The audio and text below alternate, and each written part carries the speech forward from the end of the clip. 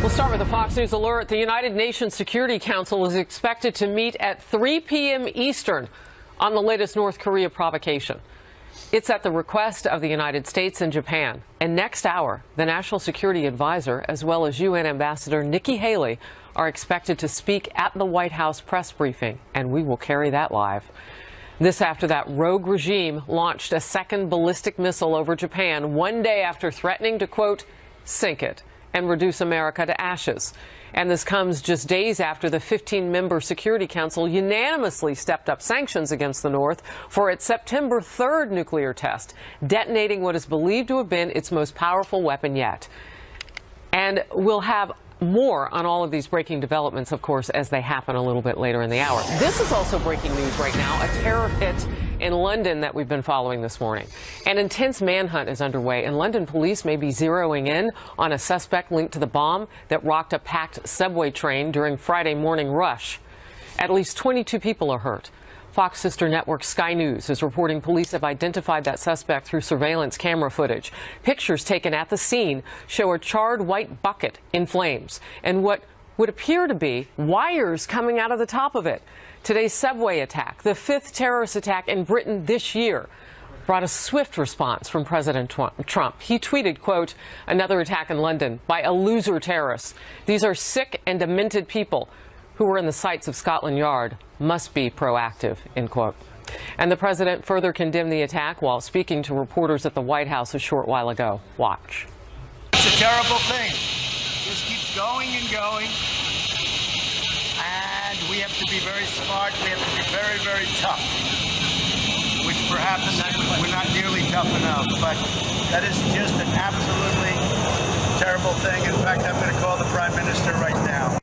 I mentioned our sister network, Sky News. We also have our own journalist there, Amy Kellogg, live from London with the latest. Amy?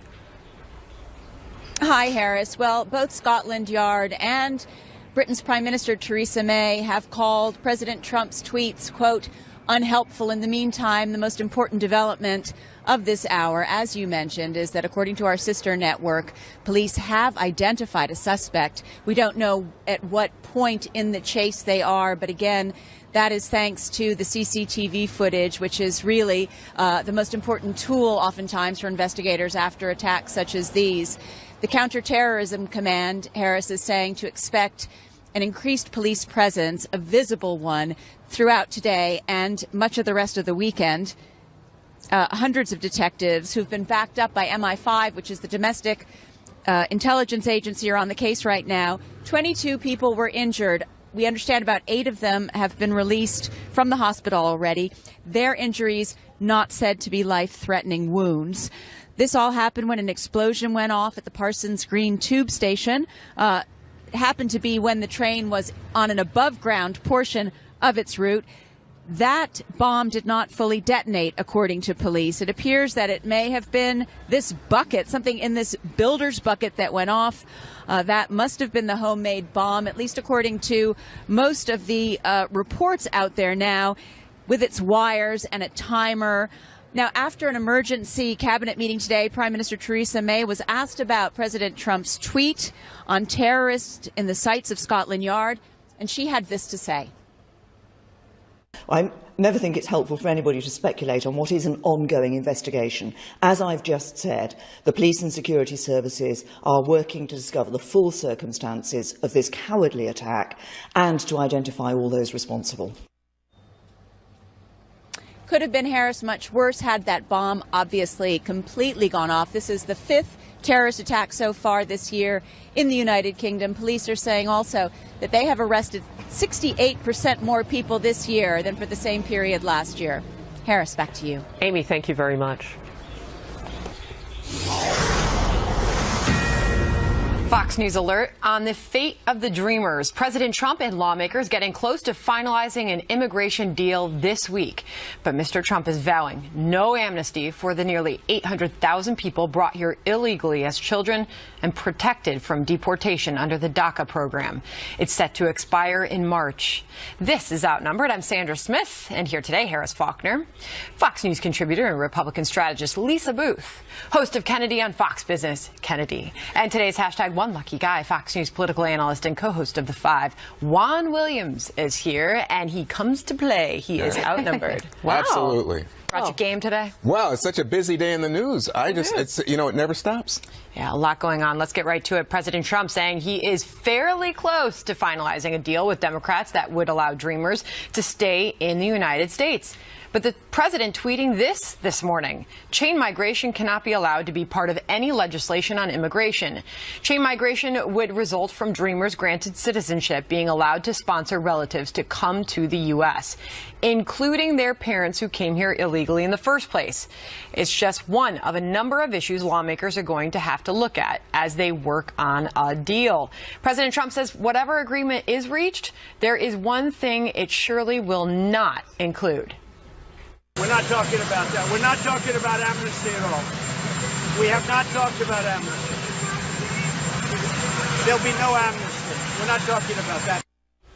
All right, so making that very clear. Meantime, House Speaker Paul Ryan is working on coming up with his own solution that Republicans can really get behind. He put together an informal working group, including himself and the majority leader, as well as some committee chairs and more moderate Republican members of the Hispanic caucus.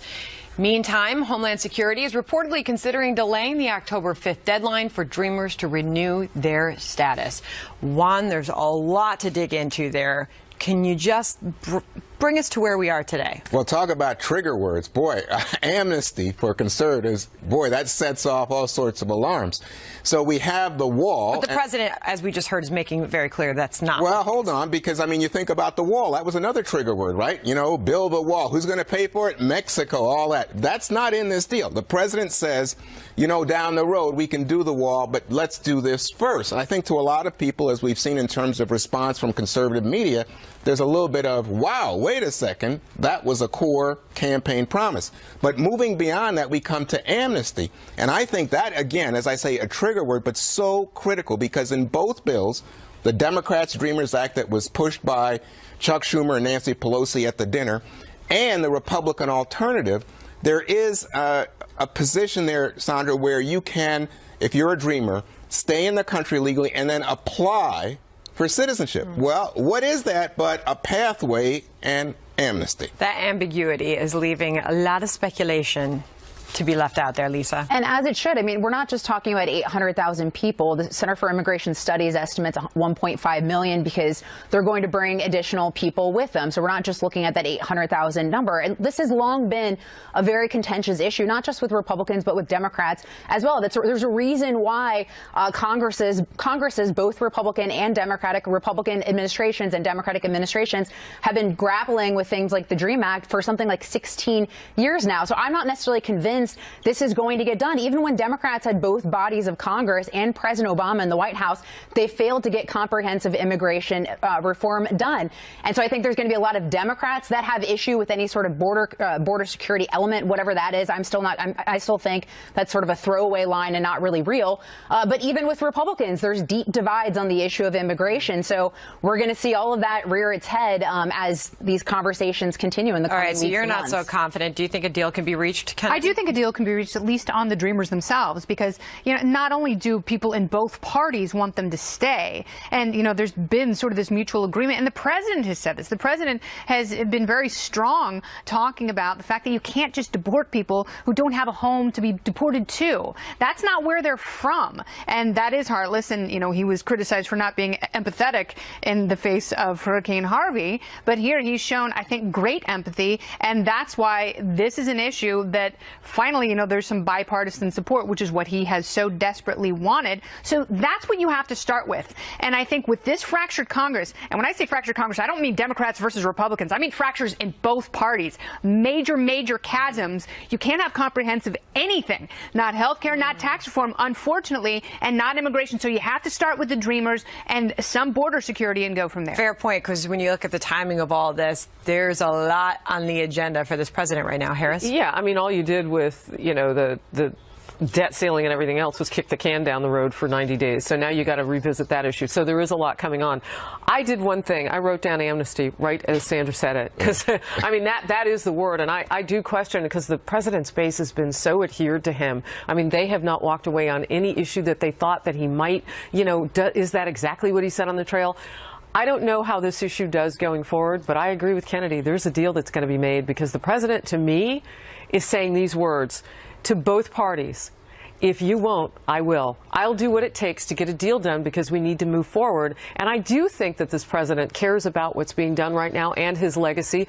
But that touchstone of being with Harvey and Irma victims, I think brings home the issue of this is for America and Americans. And he seems to be very bent on, I'm going to get it done. So get on board or get out of the way. Meantime, ladies, and Juan, by the way, the Washington Post is reporting during that dinner with President Trump, House Minority Leader Nancy Pelosi, the only woman at the table of 11, was trying to make a point, but the men in the room kept talking over her. Two sources tell the paper she asked, "Do the women get to talk around here?" There was reportedly silence, and she was not interrupted again.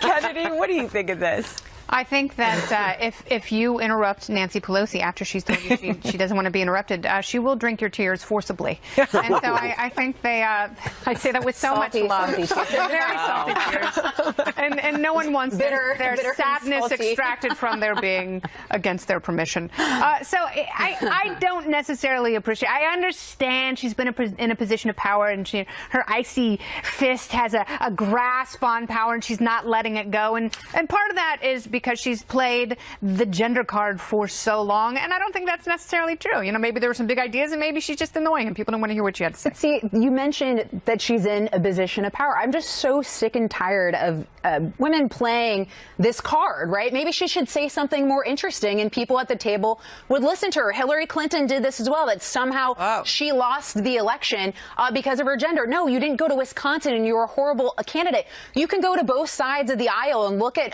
women that are in important places of leadership. She's been in Democratic leadership for an eternity. You look at someone like Elizabeth Warren with the "oh, she persisted." She's also in leadership. You go to the Republican side. This doesn't have anything to do with the fact that she was the only woman in the room, Black. Yes. Okay, Juan, what do you think?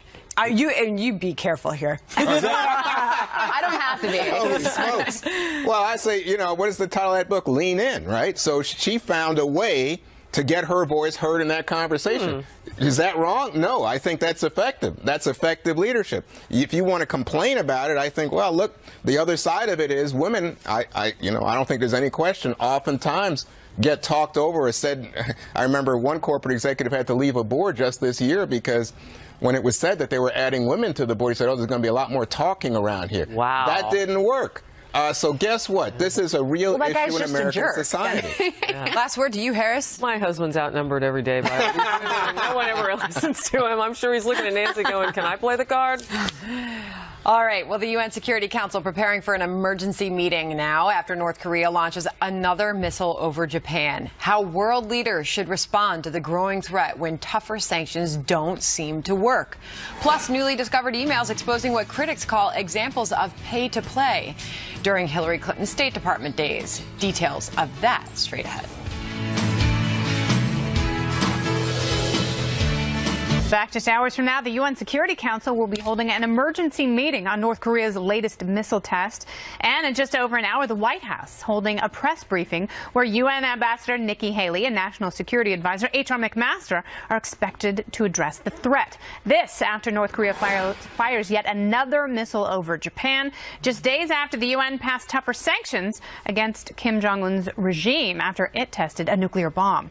It's the second missile test that North Korea has fired over Japan in recent weeks, and Friday's launch flying further before landing in the Pacific Ocean. Now, yesterday, word of the missile test, President Trump was asked about the reports and his plans for it, and here's what he had to say aboard Air Force One. Believe me, the people of this country will be very, very safe. I think that a lot of effort is going to be put into this. We're looking at what's going on. I mean, as we speak, we are literally looking at it right now. Meantime, Defense Secretary Jim Mattis calling the missile launch a reckless act, but he wouldn't comment on a possible military response. One, it looks like we are running out of options, not because North Korea is saber-rattling, but because they are begging for war. What do we do now? Well, I think what you hear from Defense Secretary Mattis is right, that, you know, there would be a lot of collateral damage, including to our people. We have about 30,000 troops right there on the border. And then you think about our ally in terms of South Korea. They've become more aggressive in terms of their military posture in the last few days, arming themselves with more of these THAAD missiles and the like. And then you have Japan, which is, again, another key American ally, and they are exposed. And we won't even get to Guam. The last missile traveled far enough that it could have reached Guam. So what you come down to is China, Kennedy.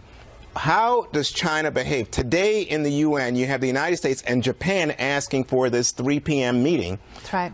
But not China. Now, China did vote with us on Monday to increase sanctions, in specific an oil embargo that could hurt that North Korean economy. But, you know, when we think about it, the initial instinct, especially from me, you know, the hormone-driven one here on the panel, is to punch back.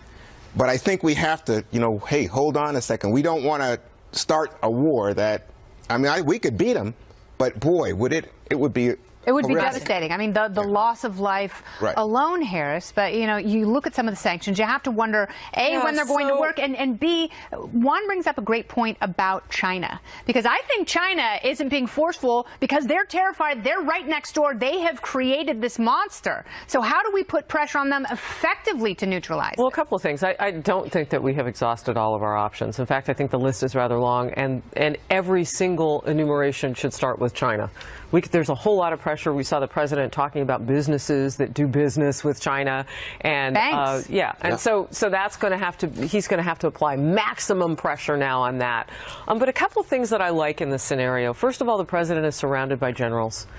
The second is, they're seeming to show a lot of patience in this. And that 3 p.m. meeting, I'm hoping that, you know, we'll see our UN ambassador, Nikki Haley, and others in the room, those adults in the room, stand up and say, look, these are our options. Let's go through them carefully. And, oh, by the way, has anybody asked North Korea what they want? Can you guys tell me what they want? I mean, they're irrational. I don't know that their wants are just germane to the discussion. But my point is, we don't know what they want. I'm hoping the people in the room at 3 p.m. Eastern know what they want. Because if you don't, sanctions aren't going to work. They will starve their people to get attention around the world and to saber rattle. Even though I've never seen a saber, I am confident that they have a big one. What if the answer is, and I'll pose this to you, what if the answer is, and that's a great question, because we don't have a diplomatic channel. We have somewhat of a back channel open. You can't feed the monster if you don't know what he wants to eat. The problem is, what if the answer to that question is they want war? Oh, gosh. Well, that's a scary one, right? Because we know even Secretary Mattis has said that this is a war we're going to win, but it's one that we fundamentally don't want because of the mass casualties that we're going to see in places like densely populated Seoul. Why would they want war? You're asking the wrong gal. But you can also look at something that Ambassador John Bolton said regarding the sanctions aspect and saying it's not going to work because they're effectively a prison camp. So I think sanctions are going after China. If they want money, do we give it to them? No, I don't think we don't. If they want attention, do we give it to them? No, but you know what I think we should do? And this is something that not just me, someone, you know, more credible on the military front, former Air Force General Chuck Wald has said, we should start shooting down their missiles. We said, Lieutenant General Graves, who's the director of the Missile Defense Agency, said at a symposium not too long ago that we could definitively shoot down a North Korea nuke. So why don't we start putting that in motion and knock down some of these missiles and send a message to them? What we have to point out is that this president has been adamant about saying in response to all questions regarding North Korea, I'm not going to advertise the actions we intend to take or make, right? So all of these things all of your questions, they may be on the table.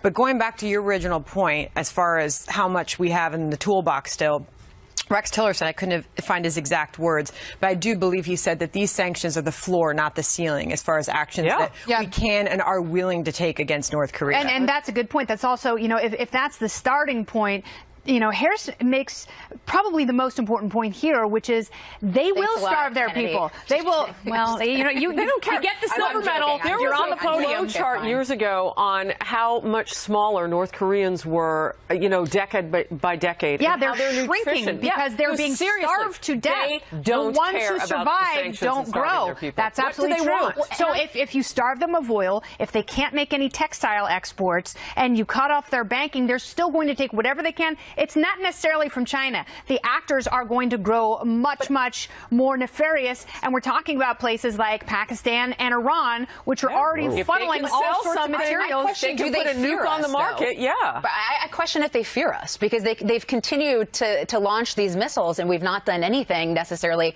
to knock them down or send a strong message outside of words. I don't know if you can make crazy fear.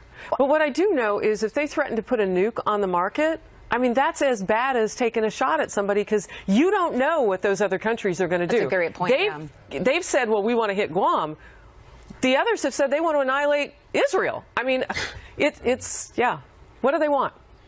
It's not good, whatever it is. Trouble could be brewing, however, for Democrats over the immigration deal party leaders are working on with the president. Some progressives, well, they are not happy about it.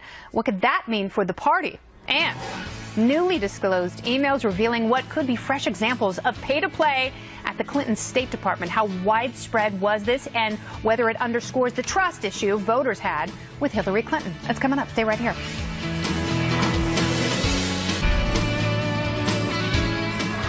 Looks like Democrats are risking backlash among their own base. At issue, party leaders Nancy Pelosi and Chuck Schumer are working with President Trump on a deal for DACA. That's the Obama-era program set to expire soon, which protects people from deportation, nearly 800,000 of them so-called dreamers who came here illegally as children. Congresswoman Debbie Dingell, a Democrat in Michigan, tells Fox News she thinks her party members will be judged by what they do about DACA. And when it comes to Pelosi and Schumer working with the president, she says she does not trust the president, adding he could change in, she says, quote, 2 or 3 hours. Just last week, Congressman Luis Gutierrez of Illinois was reportedly furious when he said during a meeting, quote, the bond and trust between the Dreamers and the Democratic caucus is broken, end quote. Politico reports leverage with the president to insist on providing a path to citizenship for Dreamers right now. So you've got everybody kind of doing some different moves in your party. Well, I think that they want to put pressure on Pelosi and Schumer not to be so anxious for a deal on the Dreamers, which I think the Democratic base wants. And by the way, on this point, even most Trump voters think the Dreamers should be able to stay. But inside the Democratic Party, the dynamic at the moment is that people like Congressman Gutierrez, Congressman Gallegos, and others who have been involved with this issue say, hey, how come you didn't go through us? Why aren't you talking to us about what you should be bringing to the table with President Trump? But at this point, it's as if, you know what, what do they say, the bandwagon rolls on and there's a lot of yelping and barking from the dogs that are left behind. I don't know that. Okay, I'm trying. But it does conjure a visual. Yes, the dogs running after the van. Yeah, because I think the ship is leaving. Do you know why Gutierrez and Gallegos haven't been consulted? Tell me. Because they're seen as being obstructionist, and now they actually want to make a deal. I mean, it's very different because they're moving from obstruct and resist to actually getting something done. And it's interesting because, and I understand why there's an allergy among some Republicans and conservatives at working with Schumer and Pelosi, because they're not necessarily trustworthy. And I still think that they would actively impeach the president if they had the concentration of power in either chamber. For sure, 100%. What they're most worried about is if this goes through, they're not going to get the credit. They won't get the votes. The president could get the credit if he puts pressure on Congress to codify this in some sort of a long-term law and not just a suggestive executive memo. You know, Kennedy, you hit the nail on the head. So, Lisa, Congress is so woefully inept in terms of getting stuff done on a regular basis. You would think that they would embrace this with both hands and both feet and just give it a big old hug. We have an opportunity to bring some ideas to the forefront. Let's work with the president. No, and I think we will see some bipartisanship in the coming months, whether it's on tax reform or something regarding immigration. But I think this also touches on something that is often not discussed, particularly in the mainstream media, and it's the deep divisions in the Democratic Party. And we've seen this come to a fruition in the past few months, whether it's something like abortion. You have the DNC chairman, Tom Perez, basically putting a litmus test on Democrats in the issue of abortion. And then you had the DCCC head walking it back and saying, whoa, whoa, whoa, we're actually not going to do this with our congressional candidates. So, you know, we've seen, or Bernie Sanders, for instance, with single payer, and then you have Democratic leadership walking that back and saying, oh, whoa, whoa, maybe we shouldn't go there with single payer. So we've seen there's some pretty deep divisions in the Democratic Party, but it's not often discussed. There wasn't a whole lot to lose here either, right? I mean, because they were going so far, you know, resist, resist, resist. That's not working. So let's go sit at the table with them. Right. Well, let's not lose focus on the Dreamers. That's what this is about. It's not about these politicians. Oh, really? You should call call them goes, and tell them. Well, I mean, but I think that Guterres's feelings got hurt here. But the reality is President Trump is taking a risk, too. Why are you making a face? You think Gutierrez's feelings got hurt? Well, I think he wanted to be consulted. He wanted to be in on You're so sensitive, what is put on the table in dealing with Trump. Violin? But I just wanted to say I think Trump is taking a risk with his base, and I think Pelosi's and Schumer taking a risk with people who don't trust Donald Trump, the Democratic base. But I don't think there's any way Democrats are going to say no to a deal for the Dreamers or abandon their party and suddenly go running over to vote for Trump. What if the Dreamers build the wall? Oh my gosh. You are dangerous. Dangerous, Kennedy. She's got a big race tomorrow. It's going to be a beautiful wall then, huh? All right. I hope she's dangerous. All right. This conservative watchdog group Judicial Watch obtaining a new batch of Hillary Clinton emails as part of a lawsuit. The group says the documents show fresh examples of pay to play at the Clinton State Department. The emails were from top aide Huma Abedin's account. In one exchange from September 2009, Clinton Foundation donor Terrence Duffy asked then Secretary Clinton for help arranging government appointments in Singapore and Hong Kong. Clinton forwarded the request to Abedin, who responded to Duffy's secretary, quote, "Happy to assist with any and all meetings. Discussed you and your trip with our Assistant Secretary of State for East Asia and Pacific Affairs." In another email exchange from July 2009, an associate for Clinton Foundation donor Steve Bing sought help securing visas to Cuba for employees of his film production company. The request reached Abedin, who agreed to call the associate ASAP. All right, Juan. Are you going to defend any of this? No, I don't like it. I think that the foundation was always a problem for the Clintons. And the idea that there would be pay for play then opens the door to this kind of criticism. I don't know exactly what went through. We've seen some of this before, these allegations during the campaign, and they were put down at that point. This, though, would suggest that there was a response from Clinton's aides to the foundation officials, and I think it's unseemly. But the problem is that Hillary Clinton has been living in a glass house her entire career, yet she's been throwing stones at other people, including just this week on Wednesday. And she should have thrown stones at the glass ceiling. God, that's really good. I told you she was dangerous. No. We saw on Wednesday where she criticized Don Jr. with the meeting with Russia, and then she's got all this stuff going on. And you look at the fact that, Crown Prince of Bahrain as well, through Judicial Watch and emails we released, we saw that he went through Clinton Foundation channels to try to set up a meeting with her. You see things like Uranium what One. happened? No, oddly enough, Number one, it's not in the book. This makes me want to read it. It's not in the book. In there, I mean, if you look under the definition of collusion, I'm pretty sure this is all it. Like when you're talking about colluding and two parties working together, and that's one thing, because this is clearly what collusion looks like. What happened? I'll tell you what didn't happen. I didn't see aid trucks from the Clinton Foundation in Texas, Louisiana, Georgia, or Florida after the hurricanes. But Hillary Clinton, in her book, is claiming that this is a world-class charity that was so highly rated, doing such wonderful, terrific work, and that's why people wanted to donate hundreds of thousands of dollars, in some cases tens of millions, from places where they kill gay people and women. Oddly enough, they're not doing any of that anymore. And I think that is a very strange coincidence. And not even just that. The International Business Times did a study looking at arms sales from the State Department under Hillary Clinton to Clinton Foundation donors, and saw a significant increase between looking at a period of time with Hillary Clinton and also going back and looking at George W. Bush. So you can go and look through all these different examples, or even speeches for Bill Clinton. I think it was 11 out of the 13 speeches he cashed in $500,000 or more, including a Kremlin-backed bank in Russia, were under the tenure of Hillary Clinton as Secretary of State. Unbelievable. Well, let me just say quickly, I think the foundation does have a good rating. And I don't see Trump's folks over there. The financial breakdown wasn't great. I don't see that. What are you talking about? In fact, he and his wife brought food to people in Irma. Well, they also donated $1 million. How much did Hillary and Bill donate to the I don't know, but I'm just saying, if you want to talk about foundations, go look at the Trump Foundation and the excesses, the pictures, Are Democrats tired of talking about Hillary? Oh, my gosh. Moving on, a new study revealing some startling numbers showing just how negatively the mainstream media has been covering our president. What explains that?